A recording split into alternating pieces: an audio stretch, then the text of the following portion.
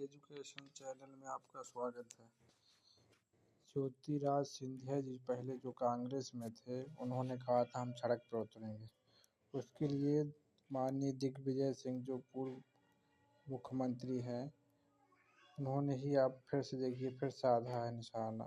अब सड़क पर उतरो सिंधिया जी, अतिथि शिक्षकों से लेकर किसान तक सब परेशान।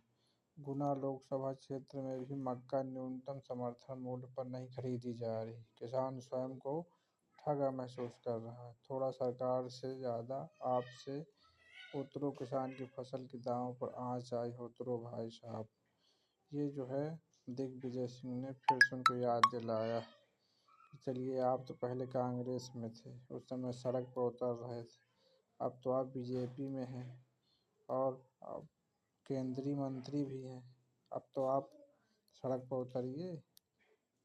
उसके लिए देखो दिग्विजय सिंह ने ट्वीट किया हुआ पोस्ट किया हुआ है और फिर से उनको तंज कसा हुआ है। फिर भी अगर देखा जाए तो राजनीति में सब एक दूसरे को कहते रहते हैं पर होता कुछ नहीं। जब ये थे तब इन्होंने कुछ नहीं किया, अब वो हैं तो उन्होंने कुछ नहीं किया। जब अगर वो चले जाएंगे तो ये ऐसे ही कहेंगे।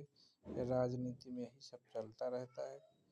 मानसिकता किसी की नहीं रहती। शिक्षकों को नियमितीकरण के लिए कुछ विभागीय परीक्षा के लिए कुछ विचार विमर्श करें, एक दूसरे की टांग खींचने में लगे हैं और कुछ नहीं। जानकारी अगर अच्छी लगे तो आप चैनल को लाइक और सब्सक्राइब जरूर करें। ये थी आज की जानकारी। चलिए आपको नीचे भी कुछ पढ़ के बता देते हैं। सिंधिया पर दिग्विजय ने कसा तंज, बोले अब सड़क पर उतरने से कौन रोक रहा। मतलब उन्होंने कहा कि अब कौन रोक रहा, अब तो आप उतरिए, अब तो आप खुद केंद्रीय मंत्री। शिवपुरी के दौरे पर पहुंचे पूर्व मुख्यमंत्री और राज्यसभा सांसद दिग्विजय सिंह ने केंद्रीय मंत्री सिंधिया पर एक फिर बार निशाना साधा। उन्होंने सिंधिया पर तंज कसते हुए कहा, जो लोग कांग्रेस की विचारधारा में पले बढ़े, जिन्हें कांग्रेस पार्टी ने सब कुछ पाया और दिया, जो कहते थे अतिथि शिक्षकों के लिए सड़क पर उतरेंगे, वे अब सड़क पर क्यों नहीं। उन्हें अब सड़क पर उतरने से किसने रोका। अब वो क्या है, वो उतरेंगे। वो मंत्री हो गए, जिसकी उनकी लालच थी वो पद बीजेपी ने दे दिया।